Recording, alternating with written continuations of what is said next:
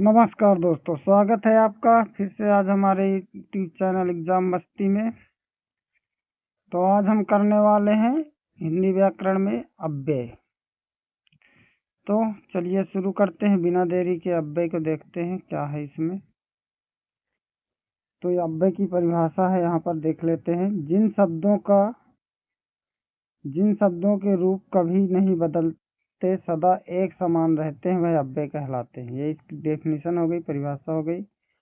अव्यय के भेद कितने होते हैं? तो अव्यय के 5 भेद होते हैं। क्रिया विशेषण अव्यय, संबंध बोधक अव्यय, समुच्चय बोधक अव्यय, विस्मयादि बोधक अव्यय और निपात अव्यय।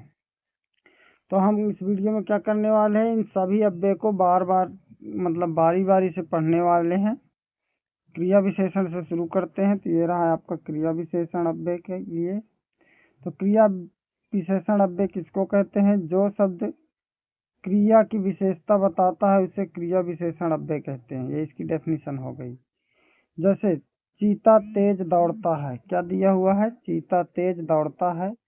तो इसमें करना क्या है, आपको समझना कैसे। ये रही आपकी क्रिया, दौड़ना क्या है? क्रिया है।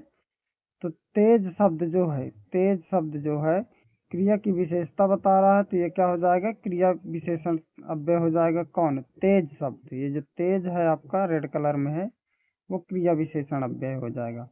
वह प्रतिदिन व्यायाम करता है, तो व्यायाम करना आपकी क्रिया हो जाएगी और इसकी विशेषता कौन बता रहा है? प्रतिदिन। तो ये आपका क्रिया विशेषण अव्यय हो जाएगा।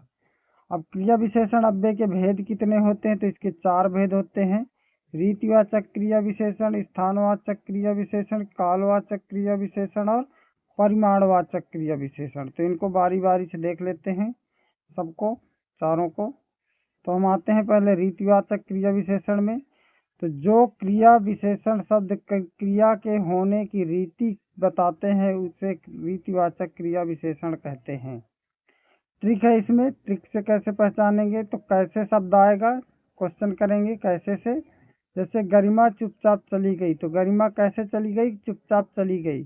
तो आ गया कैसे से प्रश्न करने पे। तो ये आपका रीतिवाचक विशेषण हो जाएगा चुपचाप में। इसी तरह कोयल मीठा गाती है, तो कोयल कैसे गाती है? तो कोयल जो है मीठा गाती है। तो यहाँ पर भी आपका रीतिवाचक क्रिया विशेषण हो जाएगा। चलिए नेक्स्ट देखते हैं, स्थानवाचक क्रिया विशेषण। जो क्रिया विशेषण शब्द क्रिया के होने के स्थान के बारे में जानकारी देते हैं उन्हें स्थानवाचक क्रिया विशेषण कहते हैं। इसकी ट्रिक क्या है, इसमें कहाँ से क्वेश्चन करो तो आपको पता चलेगा। तो हम देखते हैं उदाहरण से।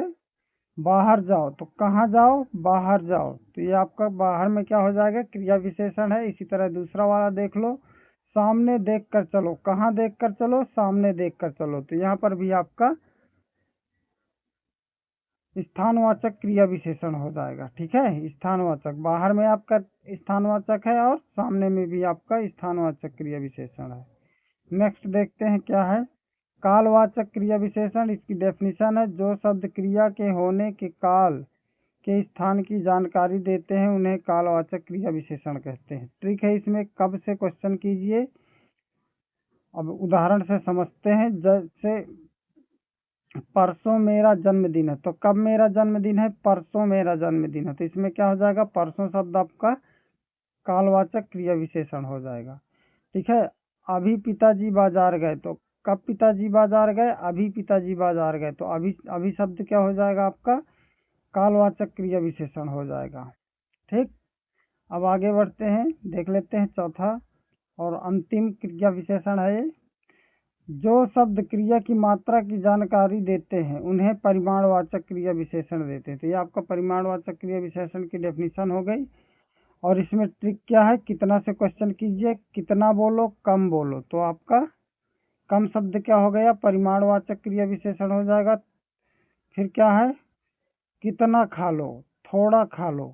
थोड़ा खा लो, कितना खा लो? थोड़ा खा लो।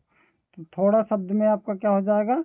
परिमाणवाचक क्रिया विशेषण हो जाएगा। अब देखते हैं नेक्स्ट। तो नेक्स्ट आपका दूसरे नंबर का आ गया समुच्चय बोधक विशेषण क्रिया विशेषण। ठीक है, समुच्चय बोधक अव्यय, क्रिया विशेषण नहीं, समुच्चय बोधक अव्यय है। ठीक। तो जो अव्यय दो शब्द वाक्यांशों तथा वाक्यों को जोड़ते हैं उनको समुच्चय बोधक अव्यय कहते हैं। समुच्चय बोधक अव्यय कहते हैं उनको। जैसे पीयूष और दिव्यांशु जुड़वा भाई है, तो यहाँ पर पीयूष और दिव्यांशु दो शब्दों को जोड़ा गया है, ठीक है। तो यहाँ पर आपका क्या हो जाएगा, समुच्चय बोधक अव्यय हो जाएगा। समुच्चय बोधक के भेद देख लेते हैं। समुच्चय बोधक अव्यय के दो भेद हैं, एक है समानीकरण अव्यय और दूसरा है व्यतिकरण समुच्चय बोधक, ठीक। अब इनको आगे बारी बारी से दोनों को देखते हैं। तो ये रहा आपका समानीकरण समुच्चय बोधक। इसकी डेफिनेशन है, ऐसे अव्यय दो या दो से अधिक समान शब्दों, वाक्यांश तथा वाक्य को जोड़ते हैं। जैसे मेरे पिताजी हिंदी, अंग्रेजी और तमिल, यहाँ पर जो है शब्दों को जोड़ा जा रहा है। रूसी बोलना जानते हैं और रूसी बोलना जानते हैं, तो हिंदी, अंग्रेजी और तमिल, और तो यहाँ पर और से जोड़ा जा रहा है दो वाक्यों को, मेरे पिताजी हिंदी, अंग्रेजी, तमिल, ठीक है, और रूसी बोलना जानते हैं। यहाँ दूसरा वाक्यांश आ गया, तो यहाँ से आपका और शब्द ने जोड़ा, तो यहाँ पर आपका समानीकरण हो जाएगा। अब समानीकरण के भेद देख लेते हैं। तो इसके चार भेद होते हैं, संयोजक, विकल्पक, विरोधवाचक, परिमाणवाचक। इनको बारी बारी से देखेंगे। संयोजक को देख लेते हैं। जो समुच्चय बोधक शब्द दो वाक्यों को, वाक्यांशों को जोड़ने का कार्य करते हैं। जैसे दो वाक्यों को या वाक्यांशों को जोड़ा जाएगा। रचना ने पुस्तक खरीदी, मैंने पत्रिका खरीदी, तो यहाँ पर दो वाक्य जोड़े जा रहे हैं और शब्द से, और मैंने पत्रिका खरीदी, तो यहाँ पर आपका संयोजक हो जाएगा।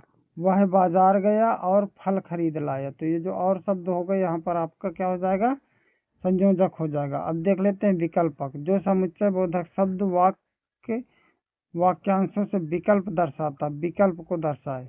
जैसे यहाँ पर क्या कहा जा रहा है, पढ़ो या सो जाओ, तो यानी दो विकल्प हैं आपके पास, या तो पढ़ लीजिए या तो सो जाइए, तो इसको विकल्पक कहेंगे। क्या कहेंगे, विकल्पक, ठीक है। फिर दूसरा उदाहरण है आपका, गृह कार्य पूरा करो नहीं तो सजा मिलेगी, तो या तो गृह कार्य पूरा कर लो या तो सजा ले लो, ठीक है। तो दो विकल्प आपके पास हैं, चाहे गृह कार्य पूरा कर लो और चाहे तो सजा ले लो, तो इसलिए इसको विकल्पक कहा जाएगा। तो ये जो रेड कलर है आपका नहीं तो शब्द क्या हो जाएगा, विकल्पक अव्यय हो जाएगा। नेक्स्ट देखते हैं, विरोधवाचक समुच्चय बोधक। तो जो समुच्चय बोधक शब्द पहले वाक्य के अर्थ का विरोध प्रकट करते हैं, तो उनको हम विरोधवाचक समुच्चय बोधक कहेंगे। जैसे आपका बाजार गया पर पुस्तक नहीं मिली, थी यहाँ पर बाजार तो वो गया, लेकिन उसको पुस्तक खरीदने के लिए वो बाजार तो गया, लेकिन उसको पुस्तक नहीं मिली, तो ये पहले वाले शब्द या वाक्य का क्या हो गया, विरोध हो गया। किसान ने परिश्रम किया मगर अच्छी फसल नहीं हुई, परिश्रम तो किया लेकिन अच्छी फसल नहीं हुई, तो यहाँ पर विरोध हो गया, तो ये मगर शब्द आपका क्या हो जाएगा, विरोधवाचक समुच्चय बोधक हो जाएगा। अब आपका आता है चौथा नंबर, परिमाणवाचक समुच्चय बोधक। तो जो समुच्चय बोधक एक वाक्य के परिमाण की ओर संकेत करते हैं उसको हम परिमाणवाचक समुच्चय बोधक कहते हैं। जैसे देख लीजिए, तो जैसे है, तुमने परिश्रम किया इसलिए सफल हुए, या यहाँ पर परिमाण दिखाया जा रहा है कि जो मेहनत करेगा वो सफल होगा, तो तुमने परिश्रम किया इसलिए सफल हुए। जल्दी चलो ताकि समय पर घर पहुंचे, यहाँ ताकि शब्द आपका जो है क्या, ये ताकि शब्द आपका क्या हो जाएगा, समुच्चय बोधक परिमाणवाचक हो जाएगा, ठीक है। ताकि समय पर घर पहुंचे, यहाँ पर आपका उसका परिमाण मिल रहा है, किसका, जल्दी चलने का, फल मिल रहा है, रिजल्ट जो देता है उसको हम परिमाणवाचक कहेंगे, ठीक। नेक्स्ट देखते हैं, ये आ गया व्यतिकरण। समुच्चय बोधक का जो दूसरा पार्ट है वो आ गया आपका व्यतिकरण। जो अव्यय शब्द, यहाँ पर अव्यय होना चाहिए आपकी जगह, एक या एक से अधिक आश्रित उपवाक्यों को प्रधान वाक्य में जोड़ते हैं उन्हें व्यतिकरण समुच्चय बोधक कहते हैं। जैसे मैं घर से निकली ही थी कि वर्षा होने लगी, ठीक है। तो यहाँ पर क्या हो रहा है, मैं घर से निकली ही थी कि वर्षा होने लगी, तो वर्षा होने लगी यहाँ पर आश्रय हो जाता है, ठीक है। तो ये आपका की शब्द क्या हो जाएगा, व्यतिकरण समुच्चय बोधक हो जाएगा। तो व्यतिकरण समुच्चय बोधक के चार भेद होते हैं, कारणवाचक, संकेतवाचक, स्वरूपवाचक और उद्देश्यवाचक। इनको बारी बारी से आगे देख लेते हैं। तो चलिए पहले कारणवाचक से देखते हैं। जिस समुच्चय बोधक शब्द द्वारा वाक्य में कार्य के कारण का बोध हो उसको हम कारणवाचक समुच्चय बोधक कहेंगे। ठीक है, कारणवाचक समुच्चय बोधक व्युत्करण में के अंतर्गत आता है, ये भी ध्यान रखना है। जैसे वह बीमार है इसलिए विद्यालय नहीं गया, तो कारण दे दिया गया यहाँ पर कि बीमार है इसलिए विद्यालय नहीं गया, तो इसलिए शब्द आपका क्या हो जाएगा, कारणवाचक हो जाएगा। तुमने पहली बार झूठ बोला अतः तुम्हें माफ कर, तो पहली बार झूठ बोला इसलिए माफ किया, कारण क्या है कि पहली बार झूठ बोला। ठीक है, ये आपका कारण है पहली बार झूठ बोलने का, ये तो ये आपका कारणवाचक हो जाएगा। अब आते हैं हम संकेतवाचक में। तो जो समुच्चय बोधक शब्द किसी संकेत या अर्थ की ओर संकेत करते हैं उनको हम संकेतवाचक कहेंगे। यदि कल छुट्टी हुई, यहाँ से संकेत किया जा रहा है यदि शब्द से, यदि कल छुट्टी हुई तो हम सर्कस देखने जाएंगे, ये संकेत कर दिया गया तो यहाँ पर संकेतवाचक हो जाएगा। यद्यपि वह बीमार है तथापि उसे बाहर जाना पड़ा, वह बीमार है संकेत कर रहा है, यद्यपि वह बीमार है तथापि संकेत कर रहा है उसे बाहर जाना पड़ा, तो यहाँ पर आपका यद्यपि और तथापि क्या हो जाएंगे, संकेतवाचक हो जाएंगे। नेक्स्ट देखते हैं, नेक्स्ट क्या है, स्वरूपवाचक। जिस समुच्चय बोधक का प्रयोग पहले प्रयुक्त शब्द का वाक्यांश का अर्थ स्पष्ट करने के लिए किया जाता है, यानी पहले वाले वाक्यांश का अर्थ स्पष्ट करने के लिए किया जाता है, उसको हम स्वरूपवाचक कहते हैं। पूजा ऐसे मुस्कुरा रही है मानो सब कुछ जानती है, यानी वो मुस्कुरा रही है क्योंकि वो सब कुछ जानती है, यहाँ से वो अर्थ स्पष्ट हो रहा है उसके मुस्कुराने का। ठीक है, तो अब आएगा सार्थक हंस रहा है, अर्थात वह पार्टी में जाएगा, वो हंस रहा है इसलिए पार्टी में जाएगा, अर्थात वह पार्टी में जाएगा, तो यहाँ पर क्या हो जाएगा, स्वरूपवाचक हो जाएगा। उद्देश्यवाचक। जिस समुच्चय बोधक द्वारा किसी कार्य के करने का उद्देश्य का बोध हो उसको हम उद्देश्यवाचक कहेंगे। तो बच्चों पहले शांत हो जाओ ताकि, बच्चों पहले शांत हो जाओ ताकि मेरी बात सुन सको, तो यहाँ पर उद्देश्य, शांत हो जाओगे तो आप मेरी बात सुन सकेंगे, ऐसा कहा जा रहा है। तो ये आपका ताकि शब्द क्या हो जाएगा, उद्देश्यवाचक हो जाएगा। पापा आज जल्दी घर आना जिससे हम घूमने जा सके, तो जिससे शब्द आपका क्या हो जाएगा, उद्देश्यवाचक हो जाएगा। ठीक है, अब आगे देखते हैं संबंध बोधक। जो शब्द वाक्य में प्रयुक्त संज्ञा, ये मेन पार्ट है, तीसरा नंबर संबंध बोधक। ठीक है,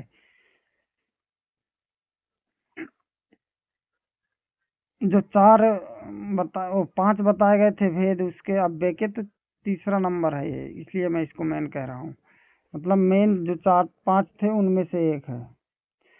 तो संबंध बोधक क्या होता है, जो शब्द वाक्य में प्रयुक्त संज्ञा सर्वनाम का संबंध वाक्य के अन्य शब्दों से जोड़ते हैं उन्हें संबंध बोधक अव्यय कहते हैं। जैसे विद्यालय के बाहर बस खड़ी है, तो विद्यालय के बाहर बस खड़ी है, तो यहाँ पर जो है संबंध बताया जा रहा है विद्यालय के जो बाहरी हिस्सा है उससे। ठीक है, उसका संबंध बताया जा रहा है, वहां पर बस खड़ी है, यानी कि स्थान का संबंध विद्यालय से बताया जा रहा है। ठीक है, तो ये आपका बाहर शब्द क्या हो जाएगा, संबंध बोधक। छत के ऊपर बंदर है। ठीक है, तो छत के ऊपर छत का जो ऊपरी हिस्सा उससे संबंध बताया जा रहा है, वहां पर बंदर है स्थान का, तो आपको क्या हो जाएगा, यहाँ पे संबंध बोधक हो जाएगा। अब देख लेते हैं 4 नंबर मेन वालों में से विस्मयादि बोधक। जो अव्यय शब्द हर्ष शोक आश्चर्य भय आदि भावों को प्रकट करते हैं उन्हें विस्मयादि बोधक अव्यय कहते हैं। जैसे आह, यहाँ पर क्या होगा, आपको एक चिन्ह देखने को मिल जाएगा। ठीक है, विस्मयादि बोधक चिन्ह देखने को मिल जाएगा ये वाला। ठीक है, आह कितना सुंदर फूल है, यहाँ पर आपको विस्मय हो रहा है, छी छी कितनी गंदगी है, तो यहाँ से भी विस्मय हो रहा है। ठीक है, तो ये आपका क्या हो जाएगा, विस्मयादि बोधक हो जाएगा। ठीक, अब नेक्स्ट देखते हैं 5 नंबर निपात को देख लेते हैं। निपात में क्या होता है, जो अव्यय किसी शब्द को बल प्रदान करने के लिए प्रयुक्त किए जाते हैं उन्हें निपात कहते हैं। जैसे मुझे ही राम ने समाचार दिया था, तो ये जो आपका ही शब्द है, यहाँ से ये बल दिया जा रहा है कि पर्सनल मुझे ही राम ने समाचार दिया था, जोर दे रहा है अपनी बात पर, तो ये ही शब्द में क्या हो जाएगा, आपका निपात हो जाएगा। तो आज का वीडियो यहीं से समाप्त होता है। अगर ये वीडियो आपको पसंद आए तो लाइक कीजिएगा, सब्सक्राइब कीजिएगा और शेयर कीजिएगा। जय हिंद, जय भारत।